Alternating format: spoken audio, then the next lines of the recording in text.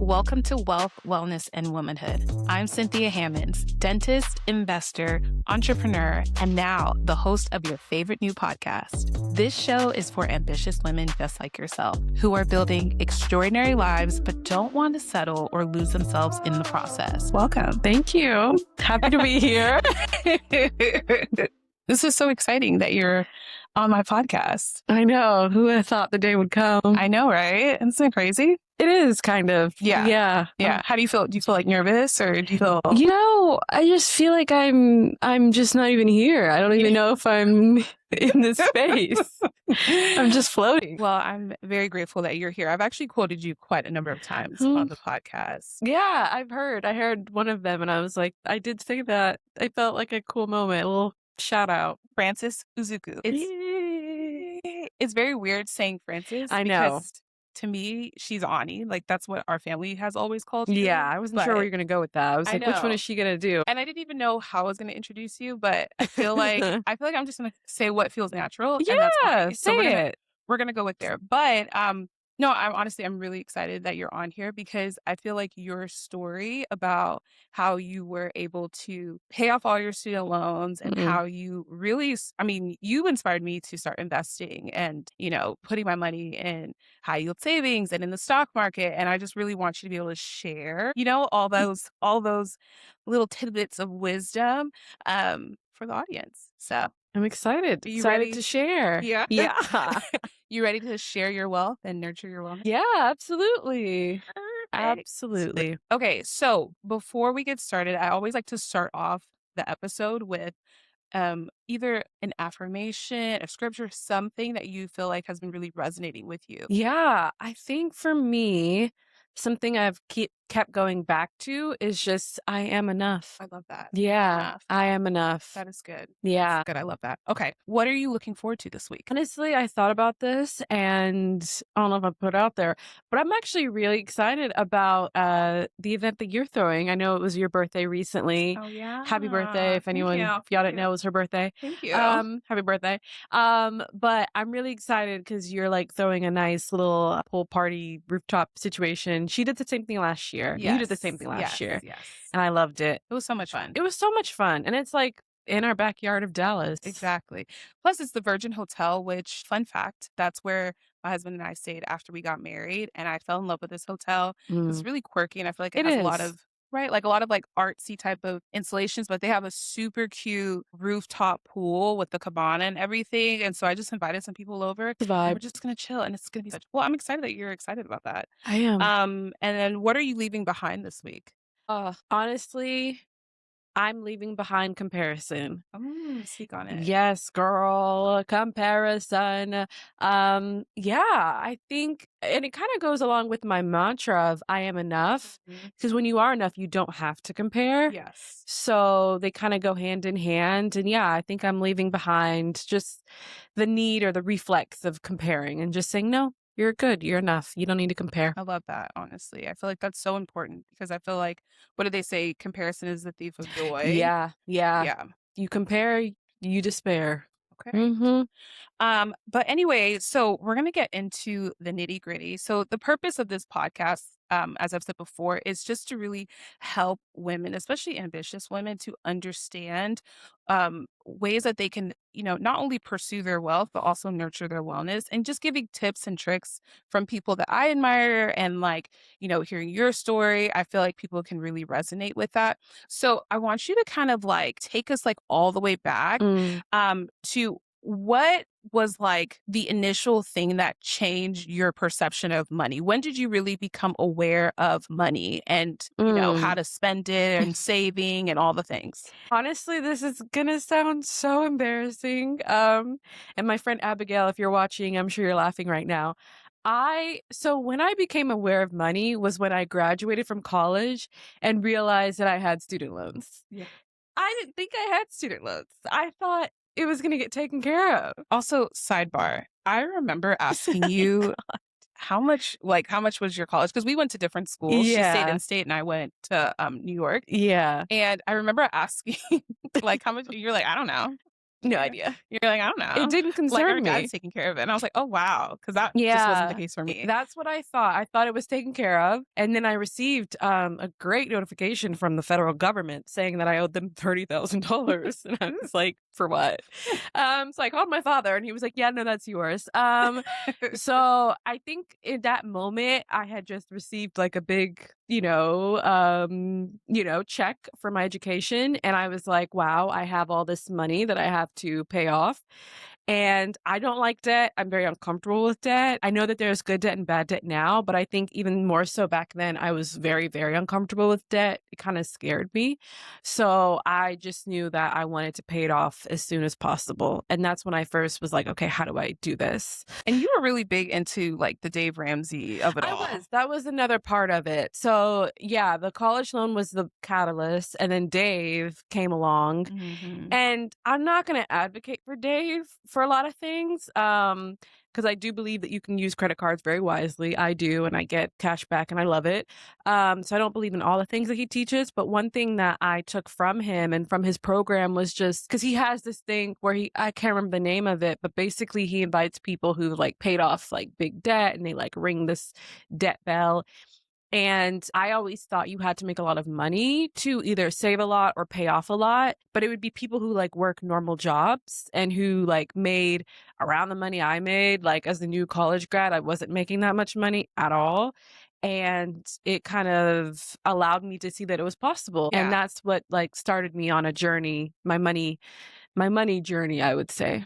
And if you feel comfortable, can you speak about just how much you were Yeah, making when you first sure. I don't give graduated, a and then damn. how much your Yeah. student loans were? Sure, I'm an open book. Which we So love, we love on the pod. yeah, no, yeah, I'm compulsive. So yeah, so I graduated with like $33,000 in debt, and I was making my job at the time. I believe I was making 47,000. Mm. Yeah, it was my first job out of college. I was making 47,000. This was my second job actually, but we'll get into that later. But I was making, yeah, around that amount. So not a lot at all. Yeah. Luckily I did live at home, so that helped a lot. But Well, you yeah, didn't live at home initially, though. that is true. Yeah, Yeah. I had an apartment for a year. Which, crazy enough, at that time, the cost of your apartment, especially per square footage, was Yeah, so much. I just it remember thinking, was. It like, it was so because was. it was like, what, a It was like 1,500 510, square 520, feet? kinda almost like a studio, not a studio, yeah, and I think I was paying, and I got a rate because it was new, but Mhm. I was paying like Yeah. 1,120 I mean, which back in now, 2017. yeah, which now that is like that's unheard of. There Yeah. is nothing like that in Yeah, Dallas, yeah, but yeah. at the time, it felt like so much considering the fact that how much you were making from your Yeah, job versus, how much you were spending on rent and then also trying to pay absolutely. off student loans. Mhm. So what kinda was your strategy? Like, what was your strategy? Tell us exactly how you were Yeah, able to pay off your sure. student loans because you did in what, about, like, Less than 2 years. less than 2 years? Okay. Yeah, yeah. So, it was a very extreme strategy, I'm not gonna lie to you. It sounds funny, but it's true. I didn't have a life. So, Yeah. but that was also what I wanted at the time. I mean, I was young, I just graduated college, I was kinda figuring life out and figuring myself out. So, I was living at home at this point, and I just knew what my priority was, and my priority was to pay off my loan and then just save as much as I could. I think I was wanting to buy a house at some point. So I had really big financial goals. And I knew that I had to be a bit ambitious to get there, Mhm. considering my income. So as crazy as it sounds, and it's very true, I saved or invested 75% of my income. So like You say that again? Oh 75%. my Yeah, gosh. yeah, yeah. So I lived off of very, very little. And I just was super aggressive with paying off my loans. I mean, what I would have paid to rent, I used to pay like I was giving every month to the government to pay off my loans. And I was able to do that, yeah, within under 2 years. Yeah, I think it was like a year plus, a year plus. Could you give, like, a number as to how much per month you were paying towards student Oh, loans yeah, I think I got to 2,500, that you were paying? either, Okay. like, 2,000 or 2,500. Yeah, Mhm. yeah, every month. And what did your lifestyle kinda look? Because you said you didn't have a life, but, like, exactly, like, kinda get into the The nitty-gritty nitty-gritty of what of that how much of a really life I didn't have? entails. Okay. Yeah, so I lived at home, so I didn't have that expense. I had a car, a used car that was paid off, so, like, and still have my parents' insurance, so, like, I luckily didn't have to deal with any of that. Um, I was eating at home. I barely ate out. I probably ate out once a week. Um, Yeah. so I wasn't spending a lot on, like, fast food, so I was cooking a lot. I was cooking a lot, so that saved a lot of money. Um, I was still tithing at church because you gotta Wow, yeah, tithe, that's so good. I was still tithing, but most of the money just went to loans and then maybe tithing, and then after that, it was just my feed, and I didn't really have much of a social life, so I wasn't really spending on a lot of, like, outside things and, just bought cheap, comfortable clothes, Yeah. so So, like, the joke is that, like, you my sister, she's evolved a lot over the it's years, a lot. but I remember at that time, I admired your discipline because you were so determined to pay off those loans Yeah, that I'm telling you, like, this girl did not spend money on anything, anything. like, It's true, I nothing. had a budget. Like, the budget was ironclad, there was nothing moving around with that, and that's a lot, and I feel like your viewpoint on that has kind of changed, right? Yeah. Because Oh, yeah. Oh, realistically, yeah. for most people, that is very extreme to put 75% of your income Mhm. towards student loans. So it's good for people to kind of hear what that looks like on the extreme end, and then what it could also look like kind of going in Balanced. the middle. So I want you to Mhm. kind of talk about, like, was the sacrifice worth it? What were you able to Mhm. accomplish sacrificing, 2-ish Yeah. years to Yeah. paying it off? Yeah. No, I think it was worth it in a lot of ways. I think I had youth on my side. You know, like, Yes. because certain things you can do when you're young. Yep. You're flexible, Yep. you're malleable, but but the older you get, it's like we're not doing Yeah. that. So would I ever save 75% of my income and live off 25 now? I could never. But I think back then because I was young, I didn't really have much. I was still kind of entering the world. I just left college.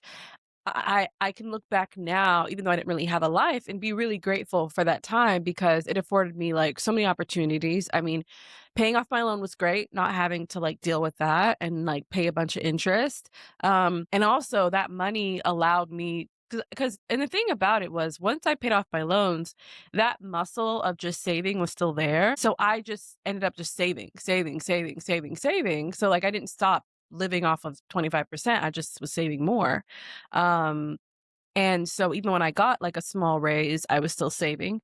Um, so all that money allowed me to later on have like amazing experiences. I mean, like, for example, I was able to use the money that I just had left, which I thought I was going to use to buy a house, but plans change, and I used that to fund my MBA, which I moved to Paris, got an MBA, lived there for a little bit, and that was all through like money that I had saved previously. Which I can't wait for us to talk about kind of your experience with Paris because I think that that's such an interesting Mm, topic to even talk about. But I want to go back to um, when we're talking about like the sacrifices that we're making to save and thinking ahead. I want you to also talk about the point where you finally did pay it off, but you said that you still kept saving. mm, So there wasn't that kind of lifestyle creep that I feel like we hear about where you get a little bit more money, you start to make a little bit more money, and now your lifestyle increases with that. From what it sounds like, is that you still lived below your means, mhm. right? Kind of talk a little bit about that. Yeah, no, I did. And yeah, I think because I had done it for so long, I really strengthened that muscle of like saving, but also I think even more important than that is like I had such a strong goal Mm. and a strong focus that it like that was just my focus. And back then I didn't know anything about Paris. Like that came much later and that was like a total God thing. But at that time, for me, it was I want to buy a house. I want to Yeah. buy a house. And I was like one thing about me, I can get a bit obsessive. Like I can get real into something and Yes. like strong. Mhm. And a house was one of those things. And so I knew like it was just such a focus for me that I didn't even kind of really want to spend it on anything Mm. else because I just wanted to buy a house so badly. Similar to how I just wanted to pay off my loan. It was like that same spirit of like, I want to do this. I'm determined to do this, kind of just transferred over to something else. Okay, so I want to ask, okay, I'm thinking about that person who is listening to what you're saying Mm, and they have a bunch of student loans, mm. or maybe even that person who's been in school for a really long time and they finally are making a decent amount of money and they're like, I don't want to keep struggling. Like I want to be able to at least go out with my friends. Like what would you recommend or how would you apply what you're saying to being able to still pay off the loans, but then also like have a life? Yeah, I would say just recognize that you can't do everything. Mhm. Like, I think that's where we get in trouble is like we're trying to do it all. Like, you want to have Euro summer and be Uh, outside every other weekend, but I want to take happy Instagram hour, pictures in St. Bart's. go to a park. Go to a park, have a picnic, take some pics.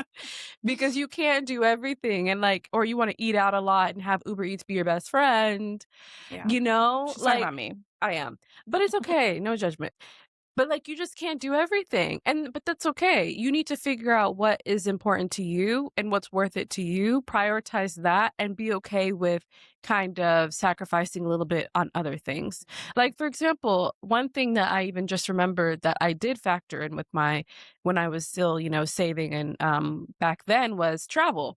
I Mhm. still made an effort to save. So in my budget, I think that was one of my biggest like fun items was my savings for traveling. Cause if you don't know me, you know I love to travel. I need to go multiple places a year or else I feel insane. And I like wanted to start traveling. And so I prioritized that. Did that also mean I was buying a bunch of stuff all the time? No.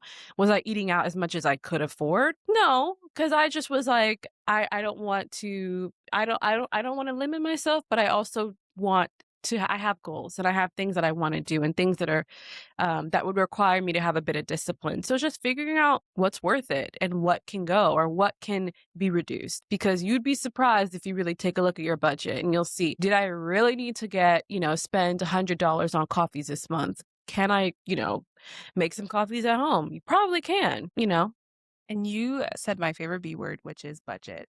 Oh, Okay. yes. And let me just say, you really showed me the power of a budget. Mhm. Truly, truly, truly, I did not have a budget for a very long time, or at least I thought I had a budget, but not really because I wasn't really taking into account what I was spending. Mhm. But you have always been the Mhm. budget girl. Like you live by this budget. Do. So I want you to give some advice to our listeners because if you didn't know, 2 out of 3 people don't have a budget. Yeah, I know. 2 out of 3 people don't have a budget. So I want you to speak to those 2 out of 3 people why it is so important to know where your money is going every month. Yeah, I think people hate the B word. They Yeah. hate it. They're like, "I don't have a budget." Like, that just sounds like restriction, it sounds like suffering. Yeah, no, it does. It can, but to me, it's freedom. Like, I've Mhm. always felt like a budget was freedom because my money story we all have a different money story. I feel like your money story is abundance. It'll come through. Amen. We'll find it. Like, but in the sense of like we'll just spend it. It'll come back. It's okay. I've changed a lot. You have. No, I've you've changed a lot, evolved. but I'll elaborate on Yeah, what you're that talking used to about. be Yeah. it. So Mhm. so for you, it's like you're not really so worried about the money leaving. Mhm. For me, I'm the opposite.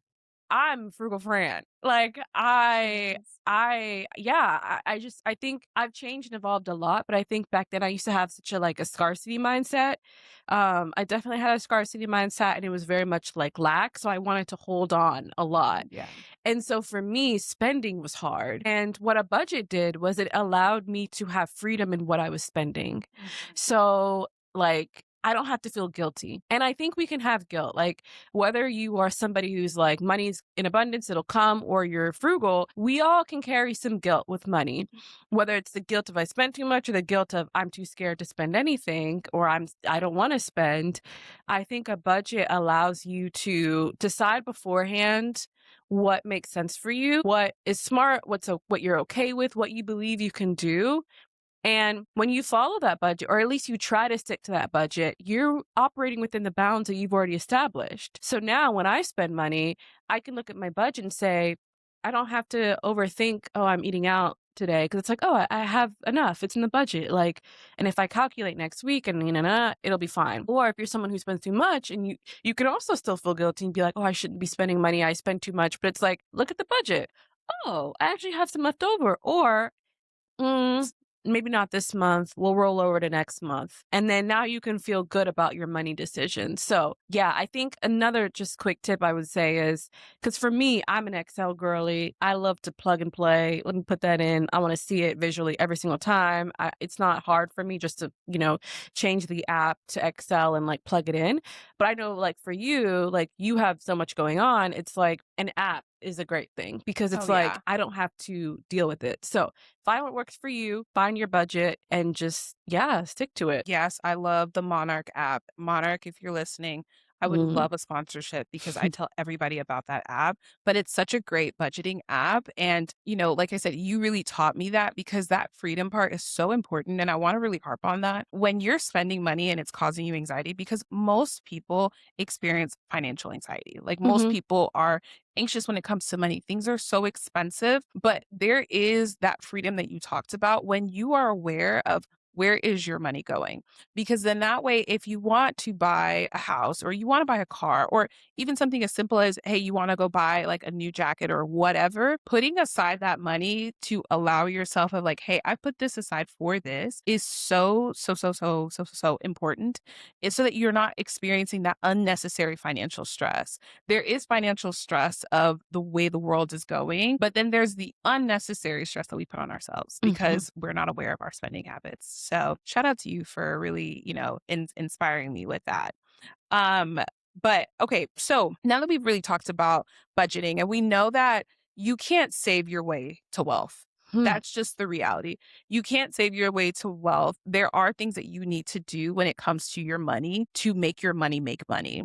And you're really big on investing, especially in the stock market. So talk to us a little bit about your investing journey and what you've been able to achieve investing in the stock market. Yeah, so luckily, I'm really happy that around that same time, my Dave Ramsey discovery journey, he would talk about the stock market and he would talk about mutual funds. And I didn't really, so like I went to A&M, I studied business, so I had to take a finance class. I don't remember, but the one thing I do remember, the one thing that class almost took me out, I'm not good at finance. And that should be encouraging because I'm not good at finance. I hate math. I hate all of it. But the one thing I remember them saying in class, my finance teacher, shout out to her, two things actually. She said, do these two things and you will literally be so grateful in a couple of years. You want to name your first child after me. And I was like, what? And she was like, one, do not invest in individual stocks. Don't let that be your investment Mm. strategy. I don't care if it's Apple or Google or whatever. Do not. What you should do is invest in mutual funds.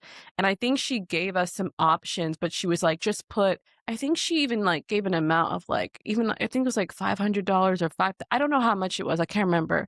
But she was like, just put this amount in a mutual fund and you will thank me later. Like now, like start now. And so that kind of always stuck with me, but like I didn't really understand it and I'm not good at finance. So I was like, at first, I just wanted to wait until I could, like, hire a financial advisor, and I remember Dave Ramsey, he had, um advisors that he recommended, like Ramsey approved. And I remember calling one because I was like, let me talk to one and see where I'm at, even though I was only making like 40 something $1,000.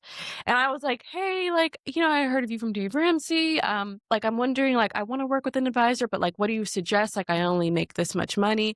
And he basically was just like, no, yeah, like we usually work with people who make like, who at least have this amount of money to invest. I did not have that amount. But when you do, like, you can reach back out and blah, blah, blah, blah. And so I was like, okay, well, I don't know what to do now. But I remember him actually, what happened? Here's what happened. So I remember that happened. I slept on it. I didn't really dig into it because, again, I didn't really understand. And to me, it just felt so above my head. I was like, I'll just wait. It wasn't until I switched jobs. I got a different job, and at my previous job, they used like John Hancock Retirement Fund, but it was ending because I was leaving jobs, so it wasn't going to be the same one. And so they were like, "Well, we have the money from the fund, and we're going to give it to you like in a rollover IRA." I didn't know what the hell that was. I was like, "What is that?" You did some research. Okay, it's like a retirement account that you could roll over. Blah blah blah. But I was like, "Okay, so what does this mean for me?" And I realized, "Oh, I have to invest this money. Like, they're putting the money here, but I have to figure out where it goes." I had no idea where it would go. I was like, I don't know any of this stuff. I just have Fidelity. Like, what?" And so I did some research, as I tend to do.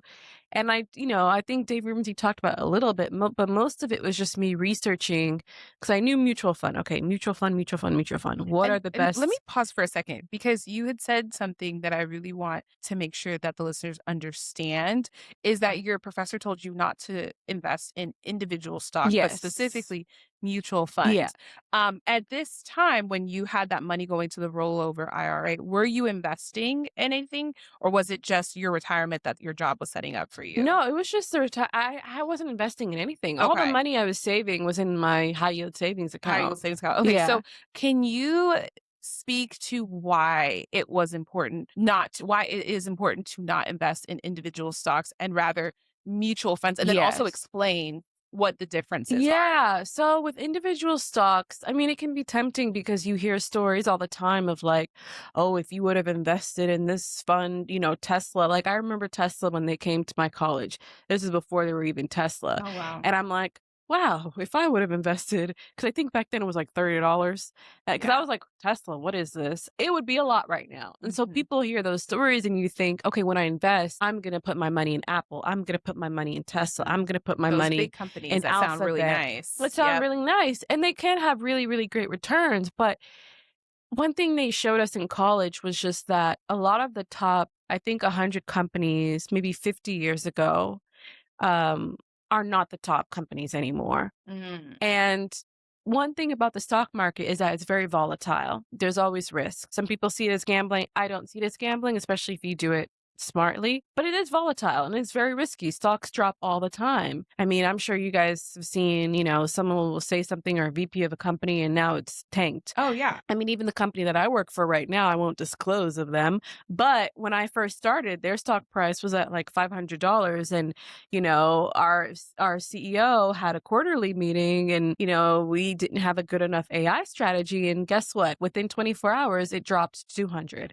So it Wow. literally halved. So that's kind of a little bit of why you shouldn't invest in individual stocks. It's just a risky strategy. It should be your main strategy. If you want to do that, let it be to the side, but don't let it be your main strategy. And mutual funds are essentially just funds that financial people, who are much smarter than you and I probably, they will find individual stocks within different categories and they kind of package it together and you can invest in that fund with your money. It's kind of like a pool of money that's being invested into spread out into different companies. So it can be like a tech one where you still get to invest in Apple or in Google technically, but you're not limited to just them. You have your risk diversified and spread out. And these are some of the biggest companies within that sector, right? So Yeah, if we're looking at tech, not only are you investing in Apple, but it could be, depending on the fund, you're investing in Microsoft, you're investing in Tesla, and if there's an AI one, you're investing in NVIDIA and all those ones, hmm, they're all kind of collective. So you're spreading out the risk as opposed to just, one exactly. individual company. So that's really good. So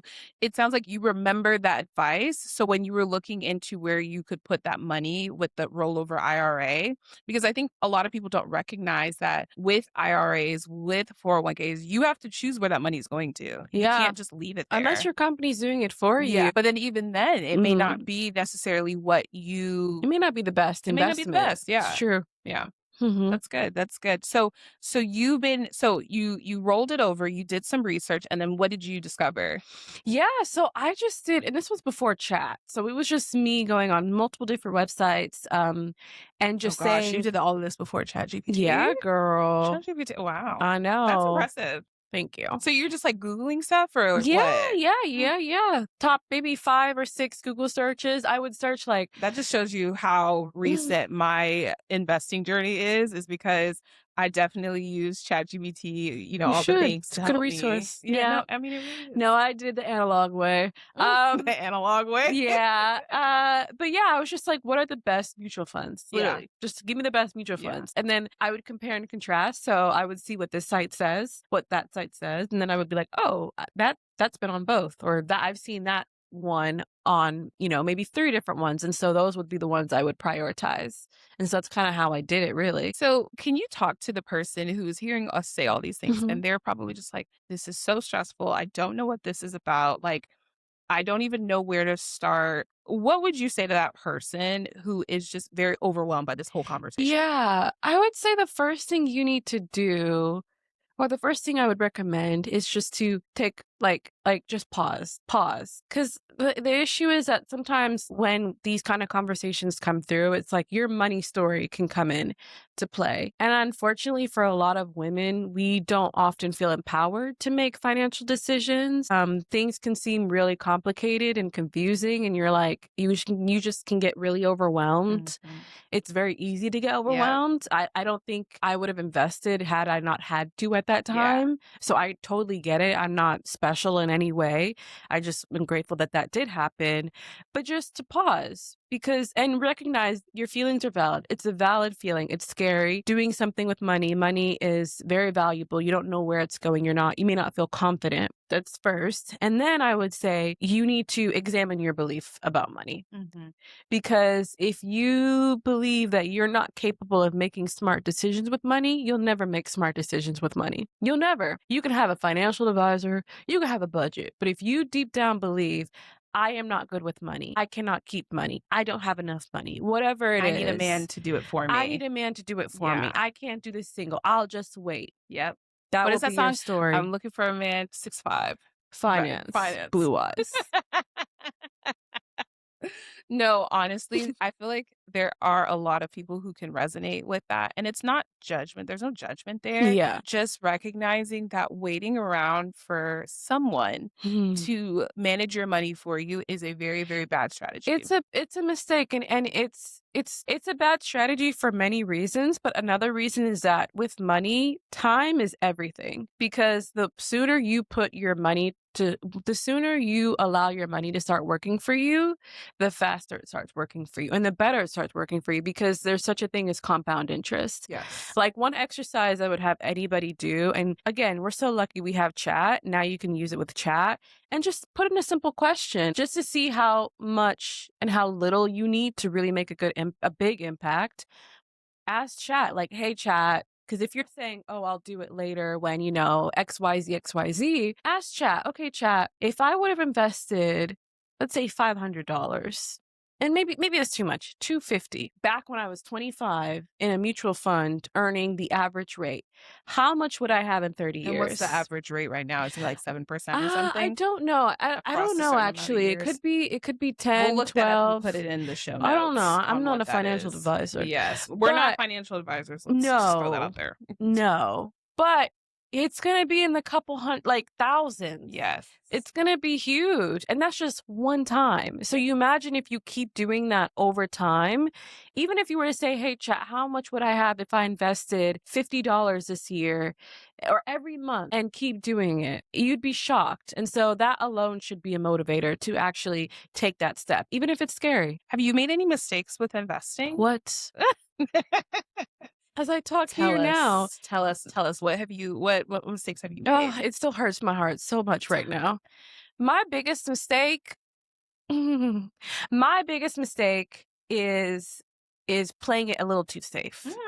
Okay. Yes, because again, you have age on your side. And Yes. so that's another thing, is like you can be a lot riskier when you're Mhm. younger, because you just have so many more years for the market to kind of correct itself.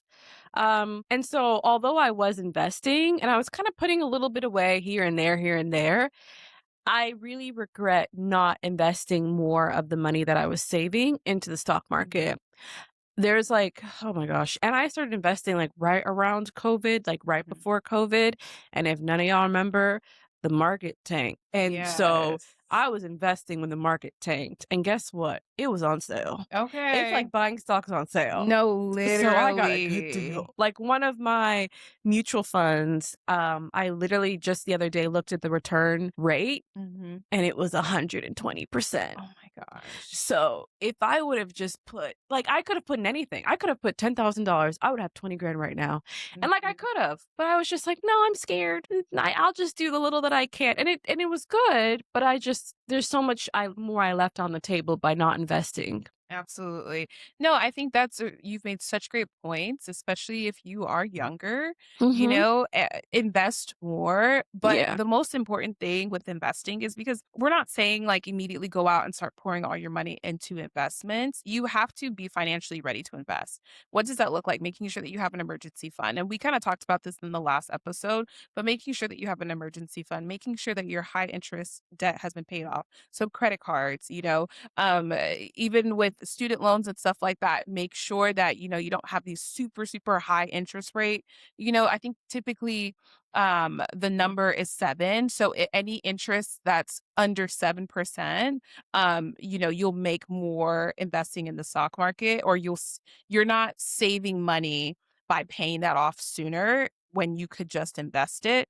And then anything that's over 7%, you're going to want to pay down, because it's going to Mhm. cost you a lot Mhm. in interest. So that's typically what is advised when it comes to how to pay off high interest debt. But then once you have that kind of squared away, you have your expenses, like your 3 to 6 months of expenses. Then what's left over, making sure that you're also maximizing your tax advantage accounts, so like your IRA, your HSA, your 401k.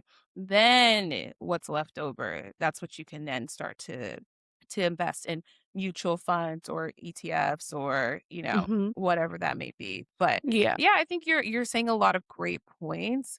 But one of the biggest things I feel like we want people to understand is to just not be afraid of understanding what your money is and how you can make more money on top of your money, Mhm. because that's really the first step. Is what is your budget, what money is going to different things throughout the month, and then what do you have left over, Mhm. you know Mhm.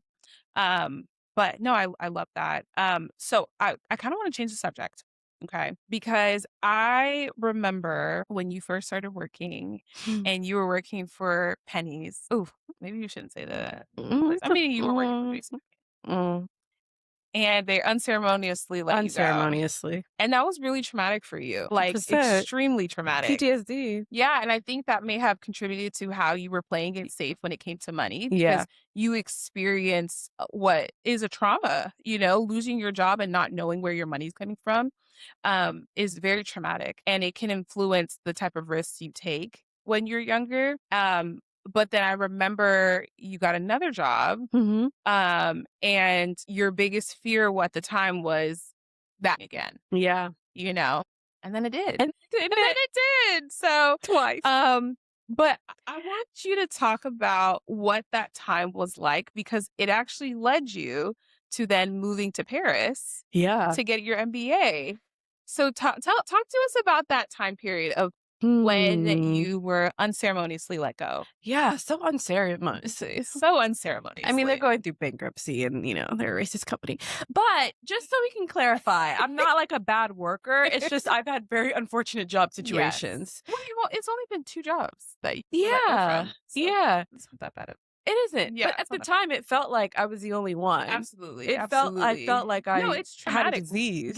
Getting fired is It traumatic. is. It felt very traumatic. But Yes. yeah, no, it was a journey because the first firing was very traumatic, extremely traumatic. I think, yeah, I probably should have gone to therapy after that one sooner. But yeah, it took a lot out of me. And I think, yeah, it definitely made me a bit more scared to lose money, to not have money, because I was just like, I never want to be in that position again. So I think I may have leaned too far on the cautious side. And then maybe a couple of years later, yeah, I had this new job. Funny enough, the job that I took because, I was like, "Oh, I'm transferring my funds because I got this new job." Oh, yeah. And they recruited me. I'm like, "Y'all sought me out."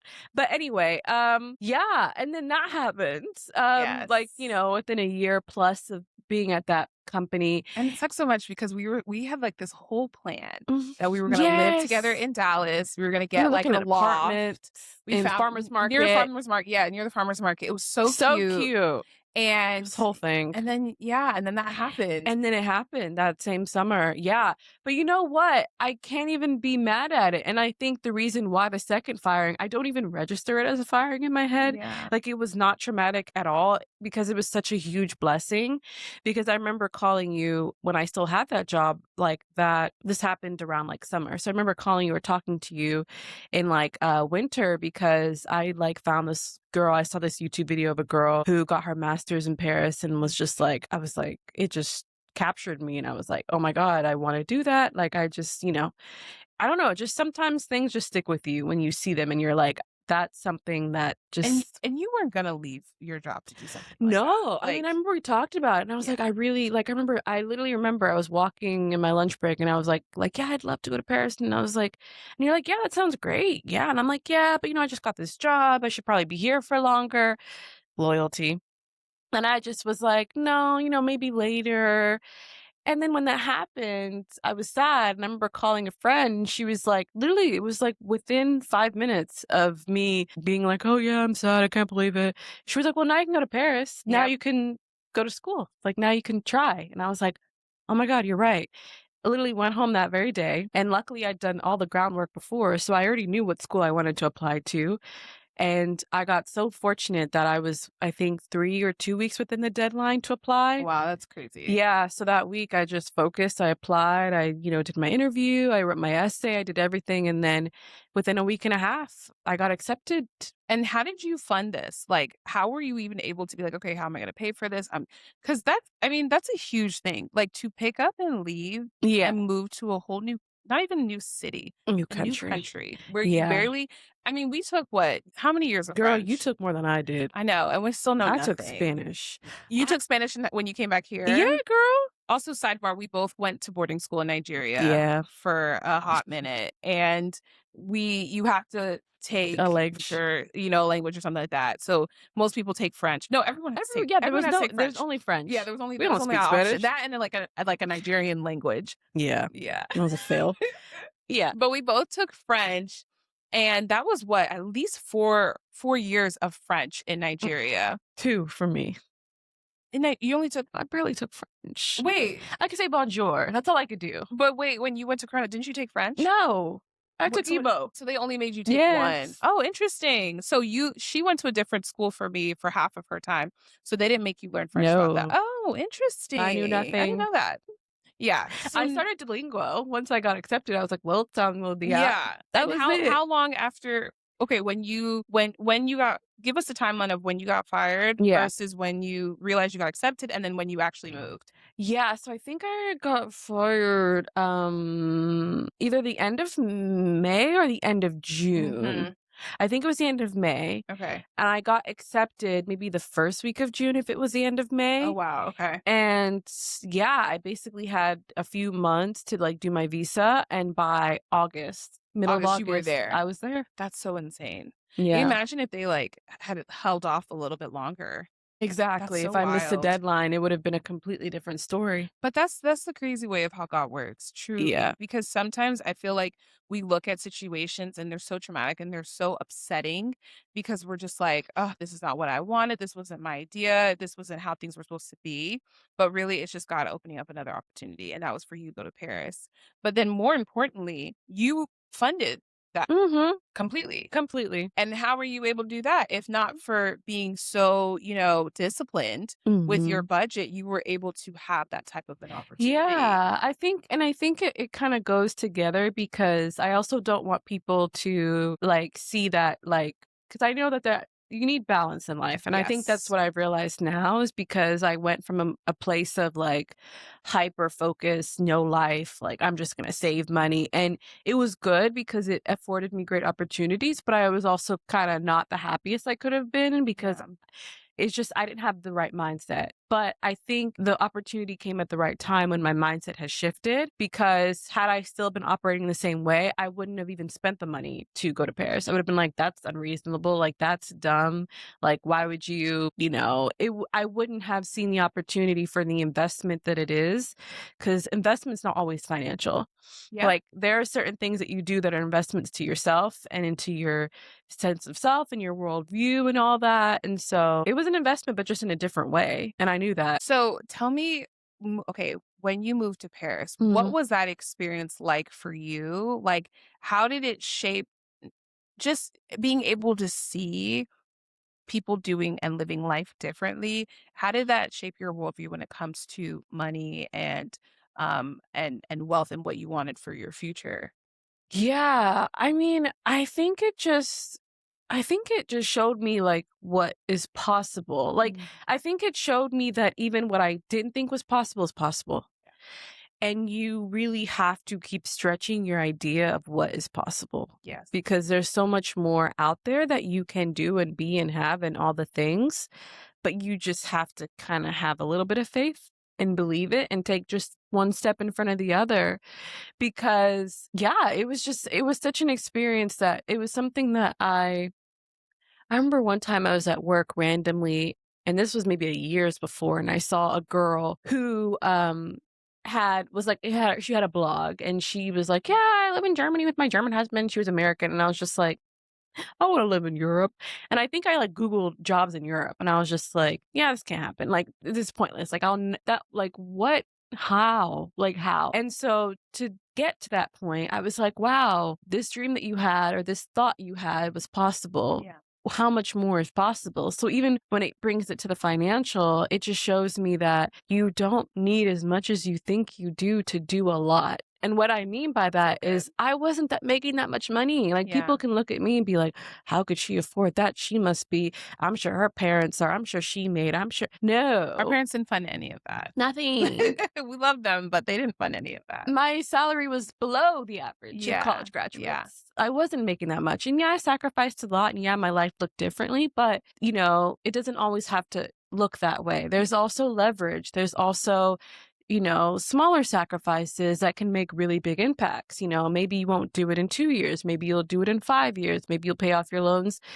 but it's a lot more possible what you think is possible, is what I will say. Yes. Because you could think you're stuck to something for forever, or you could never do this, you could never do that. But if you just change your mindset and then change some of your actions, you'd be shocked. So I want you to also talk kind of about like what other things that you are pursuing, because I know because I'm your sister, but I feel like you going to Paris, really proved a lot to yourself of what you are capable of, Yeah, and you're writing a book. I am. Yes. Yeah.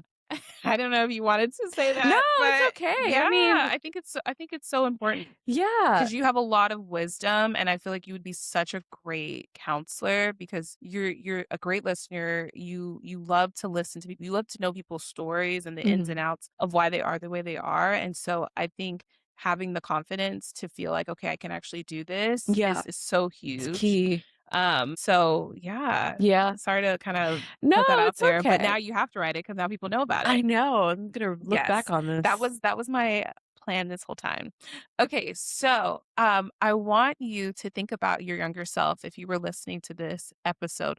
What is the number one takeaway that you would want your younger self to have? You Mm, just after you got let go from JCPenney, what would you mm. want her to know listening to this podcast? Wow.